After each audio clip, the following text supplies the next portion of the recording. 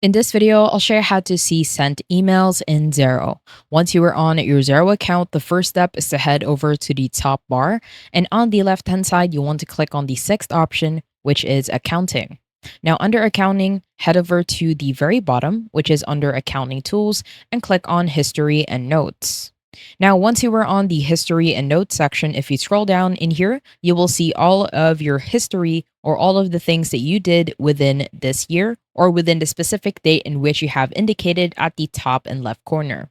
So what I want you to do is simply head over to the start date and end date. In here, you can specify the specific date in which you want to see the sent emails.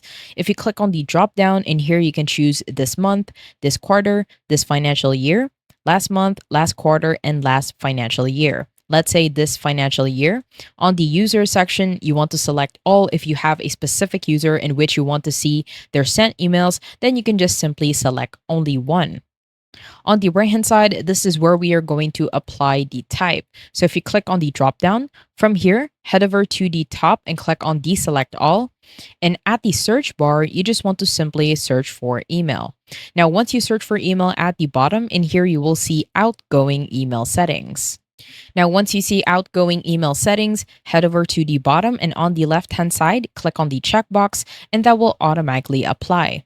And once you're done, head over to the top and right corner and click on the blue button to apply. Now, once you click on apply, you should see all of your outgoing emails as well as your sent emails. As you can see in here, I have no results since I haven't sent an email within this demo account. If you do have one, then it will automatically show up or pop up within your history and notes. I hope you found this tutorial helpful. Please let me know if you have any other questions in the comment section below, and I will try my best to help you out.